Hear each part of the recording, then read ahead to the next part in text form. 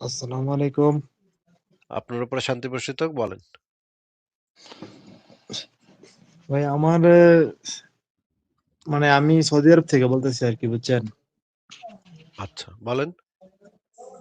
তো আমি বর্তমানে হইছে কি মানে দ্বিধাদ্বন্দ্বের মধ্যে আছি আরকি। মানে সংশয়ের মধ্যে আরকি বলা চলে। কনফার্ম না আরকি পুরোপুরি। আমি যখন কিনা আপনার কাবা শরীফে যাই উমরা করতে তখন থেকে সংশয় ঢুকছে আমার মনের ভিতরে। মানে মানুষে বলে না যে কাবা শরীফের ভিতরে কখনো শয়তানের কোনো আসর থাকবো না, কোনো শয়তানি চিন্তা আসবো না। এই জিনিসটা মানে ভুল প্রমাণিত হইছে আরকি। আমি দেখছি যে না অন্য সব জায়গার মতোই আরকি। হ্যাঁ, যে অন্য সব জায়গার মতো আরকি বাজে চিন্তা, খারাপ চিন্তা সবই আসে আরকি। কোন রকম আ পার্থক্য নাই। তারপর থেকে আমি একটু ঘাটাঘাটি করতে গিয়ে যে দেখি আপনার ভিডিও দেখি, দেখার পর থেকে এখন তো আমার মানে নামাজ পড়তে একদমই মনে চায় না। মানে সবকিছুই ভুল মনে হয়। হুম, এখন তারপরেও এখন যেহেতু সৌদি আরব থাকি আমার সাথে যারা থাকে তারা পাকিস্তানি। এখন তাদের সাথে তাদেরকে মানে যাতে তারা যাতে না বুঝে, এখন তাদের সাথে মানে মানে আমার একটু মনে ধরে না পড়ার, তবুও পড়া মানে পড়ি আরকি। মানে মনের থেকে একটু মানে বিশ্বাস নাই। আচ্ছা। এটা তো মানে খুবই মানে তাহলে তো বোধহয় আপনি শয়তানের ওয়াসওয়াসার ভিতরে পড়ছেন ভাই। এটা তো উচিত না। আপনার তো উচিত অন্ধভাবে মাইনা নেয়া, বিশ্বাস করা। আপনাকে আমি কয়েকটা নিউজ দেখাই। মানে যেই নিউজগুলা বিবিসিতে আ আছে, বিবিসি বাংলা থেকে আমি দেখাচ্ছি। এই নিউজে বলা হচ্ছে, হজে গিয়েও যৌন হয়রানি।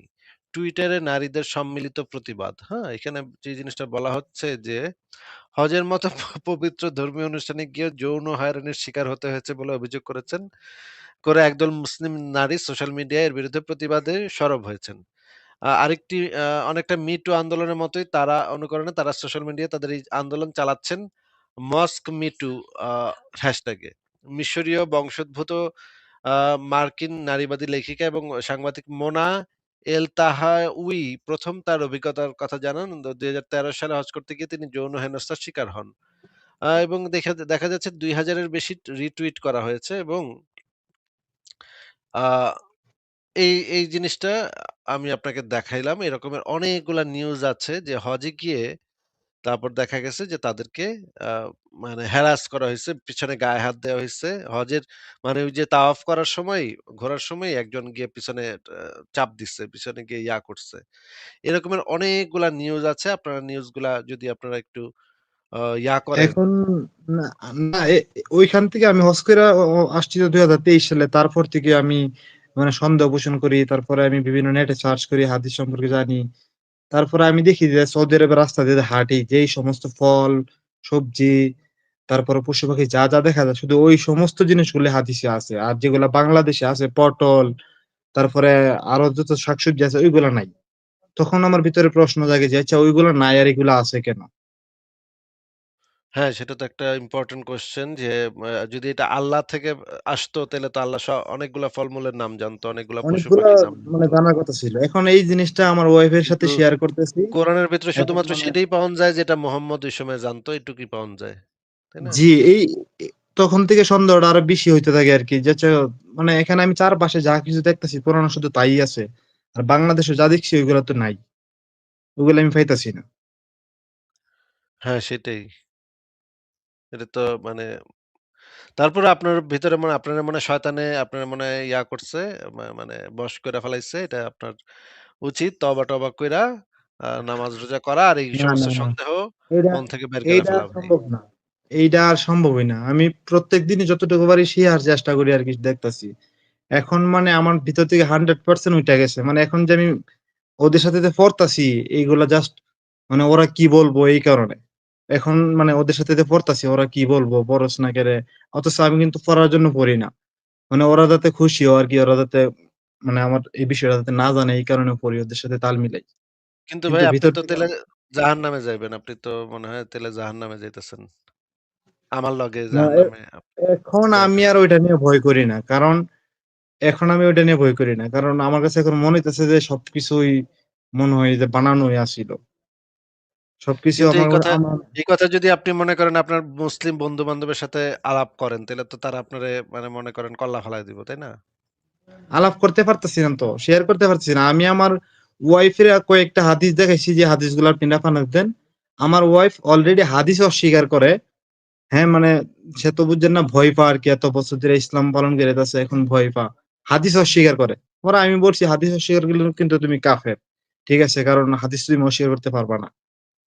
এখন তারে কিভাবে বোঝামু বা তার সাথে কেমনি শেয়ার করব? মানে তারে পুরাপুরি খুইলা বলতেও পারি না যে আমার মনের ভিতরে এরকম পরিবর্তন আইসা পড়ছে। আমি চাইলেও পারতাছি না জোরাজুরি কইরা কোন কিছু করার। হ্যাঁ, সেটা মানে ঠিক জোরাজুরি করার দরকার নেই। আস্তে, আস্তে কথাবার্তা বলেন, এগুলো নিয়ে আলাপ আলোচনা করেন। তাহলে ধীরে, ধীরে দেখবেন পরিবর্তন হবে। কিন্তু একবারে হুট কইরা তো কিছু হয় না। মানে সব মানুষই তো ধীরে, ধীরে এই হুম, জিনিসগুলা বুঝতে থাকে, বোঝে। এ সে এ আমারে একবারে যদি আপনি চান তাইলে সেটা আসলে হবে না কখনো। এটার ধীরে, ধীরে পরবর্তীতে আলাপ আমিও করেন। বুঝতেছি। হ্যাঁ, হ্যাঁ আমারও বলেন। তো ২-৩ বছর সময় লাগছে। আমি যখন ঐখান থেকে সন্দেহটা আমার ভিতরে ঢুকে, তারপর আমি জানার চেষ্টা করি, সংশয়.com এ ঢুকি, আপনাদের ভিডিও দেখি, আবার রেফারেন্স গুলা চেক করি। আচ্ছা, তাহলে তো রেফারেন্স গুলা ঠিকই আছে। তারপর থেকে যে হুজুরেরা টক শো দেখি এই বিষয়ের উপরে, কিন্তু ওইগুলা আমার কাছে হুজুরেরা যে টক শো করে, ওইগুলা গ্রহণযোগ্যতা আমার কাছে মনে হয় না। তারপর থেকে মানে আমি এই জান্নাত জাহান্নাম এগুলার ভয়ও পাই না। এগুলো আমি ভয় করি না। আমার ধরতে গেলে এখন আমি মানে কি করব? আমার কি করার? আমি তো কারো কাছে শেয়ার করতে পারতেছি না। তাহলে ভাই শেয়ার করার তো আপাতত দরকার নাই। সরাসরি শেয়ার করার দরকার নেই। যদি আপনার এগুলো নিয়ে কথা বলতে বেশি ইচ্ছা করে বা আ মনে করেন যে এগুলো নিয়ে আপনি লেখালেখি করবেন বা কথা বলবেন, তাইলে একটা ফেক আইডি বানান। ফেক আইডি দিয়ে এই যে ভিডিওটা অফ করে দিবেন সবসময় এবং ফেক আইডি দিয়ে আপনি Facebook এ লেখালেখি করতে পারেন, YouTube এ ছোট, ছোট ভিডিও বানাইতে পারেন।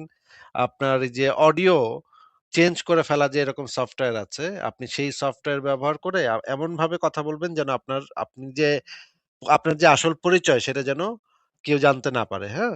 সেইটা লুকায়ে এটা নিজের পরিচয়টা লুকায়ে যদি আপনি করতে চান তাইলে করতে পারেন। যেটা আমাদের অনেকেই করে আমাদের অনলাইন জগতে অনেক নাস্তিকই নিজের পরিচয় লুকায় রেখা কথা বলে, আলোচনা করে, যুক্তিতর্ক করে, অনেকেই করে। আপনিও সেইভাবে করতে পারেন। কিন্তু সবসময় নিজের পরিচয়টা লুকায় রাখতে হবে। নিজের পরিচয় যেন প্রকাশ না পায়। কারণ আপনার পরিচয় প্রকাশ পাইলে আপনার দিনের ভাইয়েরা আপনারে আল্লাহু আকবার করে দিবে। বুঝছেন? এ আমার আরেকটা প্রশ্ন ছিল আরকি। আমার ওয়াইফের যখন বুঝাবার চেষ্টা করি, তখন সে বলে আমি হাদিস বিশ্বাস করি না। এখন কোরআন শরীফের কি এমন কোন কিছু আছে কিনা যেটা তারে দেখাইলে, আমি তো সম্পূর্ণ কোরআন শরীফ পড়িও না, জানিও না। সে একটু বুঝতে পারবো যে না এখানে আসলে কোন ঘাবলা আছে। মানে ওইরকম কোন আয়াত। কোরআনের ভিতরে আছে সংশয়.com এ অনেক লেখা আছে। আপনি সংশয়.com এর লেখাগুলা পড়েন। বিশেষ করে জ্ঞানকোষ যে পাতাটা, সেই পাতাটার ভিতরে আপনি দেখবেন ক্যাটেগরি করা আছে। সেখানে অনেকগুলা লেখা আছে। আপনি সেই জিনিসগুলা পড়েন, পড়লে আপনি বুঝতে পারবেন। আচ্ছা ঠিক আছে ভাই, ধন্যবাদ।